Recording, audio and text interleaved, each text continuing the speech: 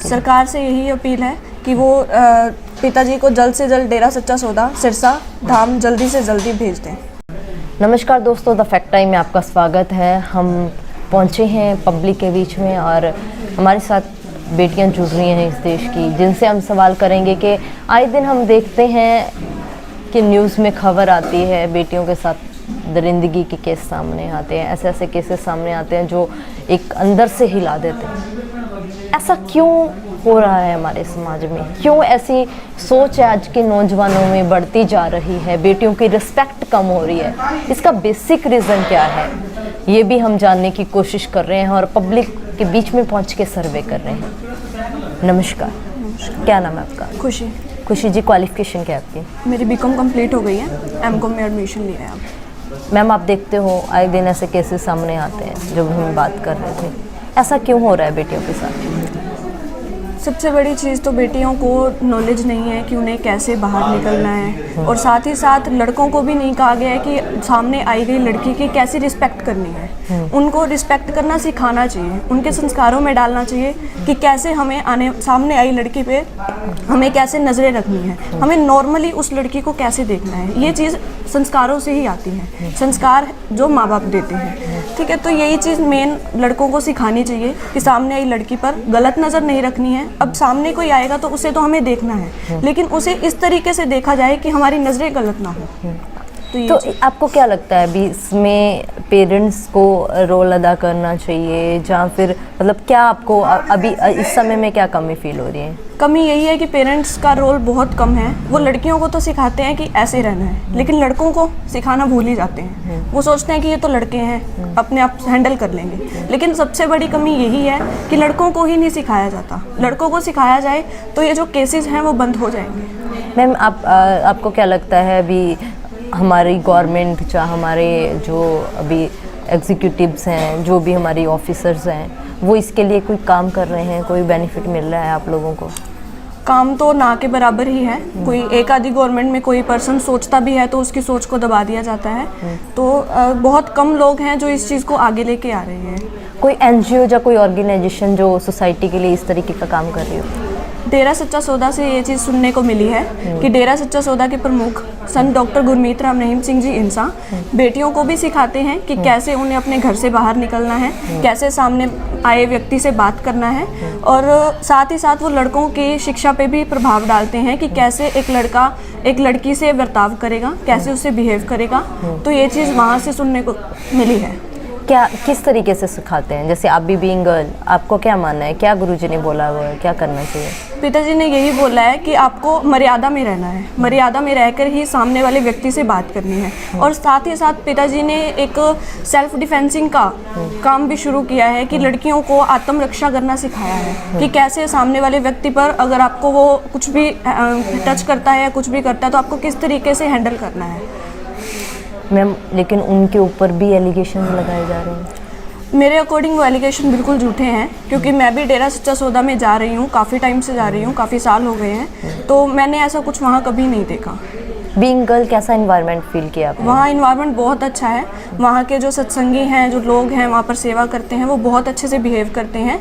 वहाँ की हर एक लेडी एज हमें बच्चा ही ट्रीट करती है, बहुत अच्छा ट्रीट करती हैं, तो हमें बहुत अच्छा लगता है। गुरुजी का नेचर कैसा है? गुरुजी का नेचर बहुत अच्छा है। उनका करैक्टर कैसा है? करैक्टर भी बहुत अच्छा है। उनके बारे में जो भी एलिगेशंस लगे हैं वो 100% झूठे हैं। आपकी क्वालिफिकेशन क्या है? मेरी क्वालिफिकेशन बीकॉम कंप्लीट हो चुकी है, एमकॉम में अब स्टार्ट है।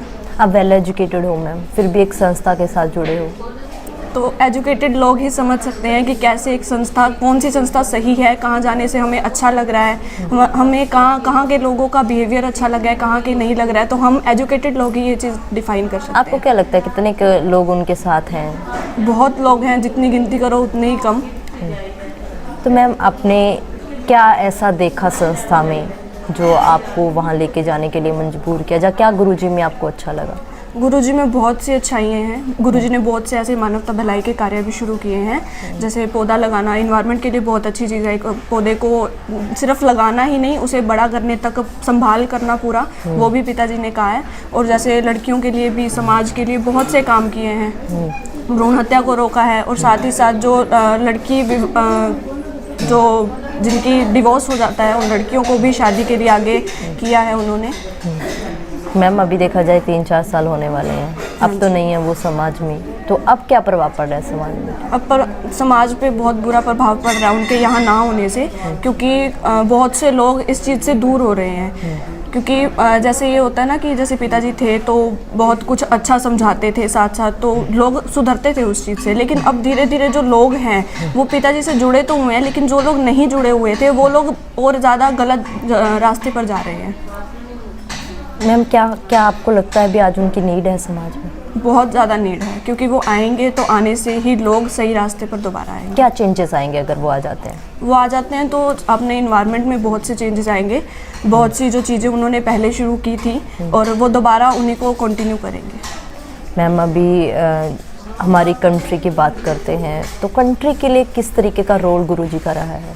हमारी कंट्री के लिए बहुत अच्छा रोल किया है गुरुजी ने। मतलब जो एक बात दिखाया जाता था कि उनके नाम 79 वर्ल्ड रिकॉर्ड्स हैं, क्या है उनकी सच्चाई? गिनीज वर्ल्ड रिकॉर्ड में उनका नाम दर्ज है। उसमें पिताजी ने बहुत से ऐसे काम किए हैं और उन्हें उन्हीं का रिकॉर्ड के लिए एक सम्मानित किया गया उन्हें। क्या ज़रूरत है हमारी कंट्री को आगे बढ़ने के लिए गुरुजी की? गुरुजी की बहुत ज़्यादा ज़रूरत है, क्योंकि गुरुजी अगर सुनारिया धाम में ही रहेंगे तो यहाँ पर जो लोग हैं वो गलत रास्ते पर चलना दोबारा से शुरू हो जाएंगे। तो उनको सही रास्ते पर लाने के लिए गुरुजी का यहाँ आना बहुत ज़रूरी है। मैम जो समाज है हमारा, आम जनता है, उन्होंने जो भी कुछ देखा वो मीडिया के द्वारा देखा है। आपका पहले तो ये बताइए आपका क्या कहना है जो मीडिया में दिखाया गया था? मीडिया में जो भी दिखाया जा रहा है सरासर झूठ है। उसमें मुझे तो कोई चीज़ ऐसी नहीं लगी कि मैं कहूँ कि ये 1% भी कोई चीज़ हो कि वो सच बोल रहे हो। मुझे कोई भी चीज़ उसमें सच नहीं लगी। तो आम जनता से क्या अपील करोगे जिन्होंने मीडिया को देखा है? आम जनता से यही अपील है कि मीडिया अपने किसी बात को इस तरीके से पेश करती है कि आप उसकी बात की तरफ अट्रैक्ट हो जाते हो। तो वो देखो जो सच है, आप डेरा जाके देखो आपको कैसा लगता है। आपको कुछ गलत लगता है तो आप बताओ कि आपको हमें ये गलत लगा है। आप खुद जाके तो देखो। किसी की बात पे यकीन करने से अच्छा है कि आप खुद जाओ वहाँ पे।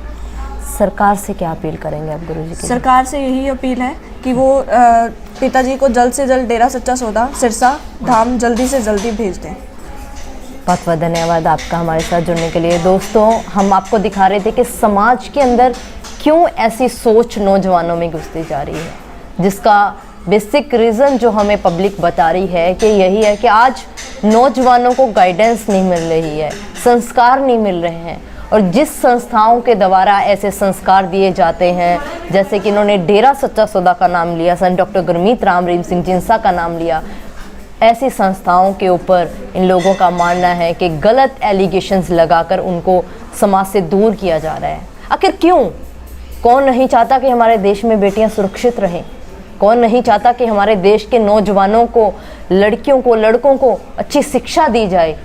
अगर एक संत के द्वारा करोड़ों लोगों को ऐसी शिक्षा दी गई है, फिर उनको समाज से क्यों दूर किया गया? ये लोगों का सवाल है, आम जनता से भी, इस सरकार से भी और मीडिया कर्मियों से भी, जिन्होंने इतना कुछ दिखाया, हेडलाइंस दिखाई, जो वहाँ जाने वाली बेटियां बता रही हैं ऐसा कुछ भी नहीं है।